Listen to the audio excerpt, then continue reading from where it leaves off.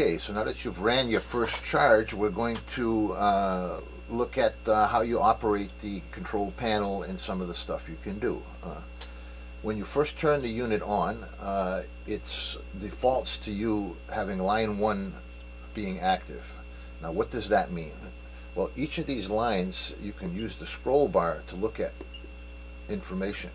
Last charge, PTC value, inlet temperature, outlet temperature, temperature difference, charge time in minutes, topping time in minutes, what was the end of charge volt, all these things we looked at on the first one at the end of the charge. Now you notice we're back to battery volts, and now we're going back through the charge milliamps. So you can go left or right through the list, and the top row is basically just the simple user information. None of it is editable, and it's really just for your information. And you can leave this on any particular thing that you're interested in, including, let's say you want to see if your pack is too hot to charge. You come home from a long drive and you're seeing temperatures up in the 90s and 100s here. You may want to do a delayed charge rather than a regular charge. So we'll get into each of these possibilities later. But right now we really just want to see how to work the control panel. So now if you want a little more information, you go to the bottom line, and it has the same list as the top line. So if we go back one, you'll see battery voltage. You notice the top line is staying where we left it. And here we go through the same list of variables, but when we got to the end of the list the last time, we roll back to battery volts. This one actually has the ability to go further. So what else do we have here? We've got the car profile. This is where you can select which car you want to use out of the 3 possible profiles. The next thing is to set up the cutback voltage and the maximum voltage for each of those profiles. So this is profile 1. This is where we set up the name that you see for profile 1, which, if you remember, was a 2000 Insight. The hundredths digit, 100, 200, 300, 400, and so forth, determines which car your profile is going to indicate.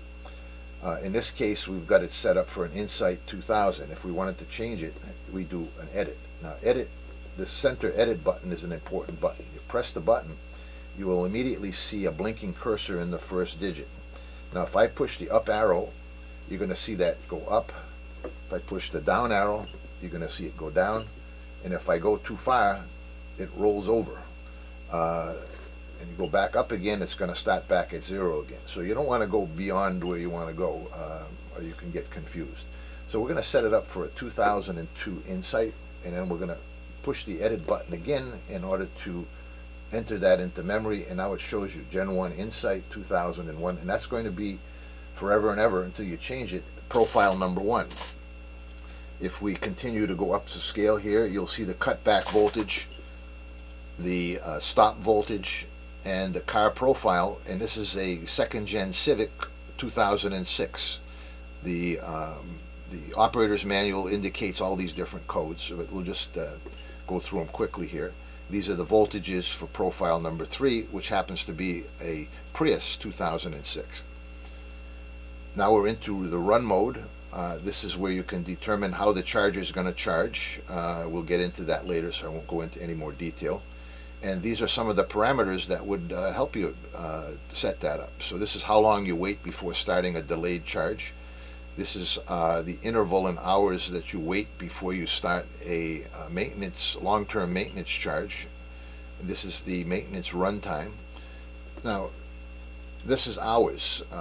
You can set 9,999 hours, which is over 400 days, and anywhere between there and just an hour. So you've got a fairly good range of delays you can have. So if you're parking your car for any length of time and you want the battery to be maintained, this is the parameter you'd set up for how frequently you do that. And this is how long you'd run your topping time maximum, and we'll get into that a little more later. And all these variables are available to you at any time without a password to set it up. Now let's go back and actually discuss what these are, just so you hear it once. This is how long a standard topping will run before timing out. If you hit a plateau voltage before then in the topping zone, you'll stop the charge at that point, unless you set in the setup a soak time, in which case it'll run all the way to this amount of minutes. This is the maximum time you're going to allow a charge to run, from the time you push the start button until the time you're done. This is the maximum amp hours you're going to allow to go into the pack. This is the maximum temperature you'll allow the PTC strip, which is the positive temperature coefficient strip that's along the side of all the batteries that determines what the temperature of each of the cells is. If this number gets to 200 from its nominal 75 to 80, you've got a problem and we're going to shut the charge down.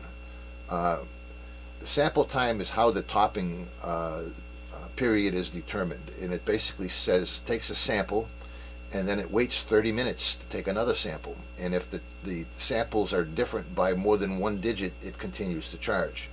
If it is within one digit and it's been stable for that period of time, we're assuming that you've topped off and the battery no longer needs to charge, and the charge will stop unless you've got the soak time turned on, and at that point it'll run until the end of the topping zone's timer. And here's your difference in temperature between the inlet and outlet, which is not even going to be looked at until 20 minutes in the topping zone has transpired, in order to give everything a chance to stabilize. And we want to make sure it's a true temperature difference that shuts us down, not just the fact that the battery was warm from your last test drive. And this is your view time in seconds. This is 3 seconds. That's a little slow. You simply just edit that number and you can make everything respond much more quickly. And as you start getting familiar with this, you can set it to like 1500 here, and that's 1.5 seconds would be the length of time the messages are visible. And once you know what the messages are, you don't really need to sit there and read them, and that's usually more than enough time right there. Okay, so you'll see the messages are much quicker updating. And that's the last of the variables available to you, except for the password. And the password will allow you to get into the tech mode, which we'll go into in the next video.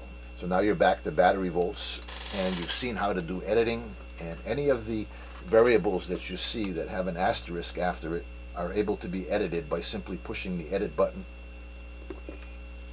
and then entering the numbers.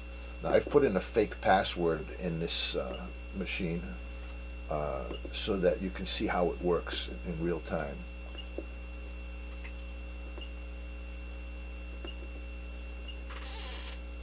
If my finger keeps getting in the way here, it's because I'm doing this upside down.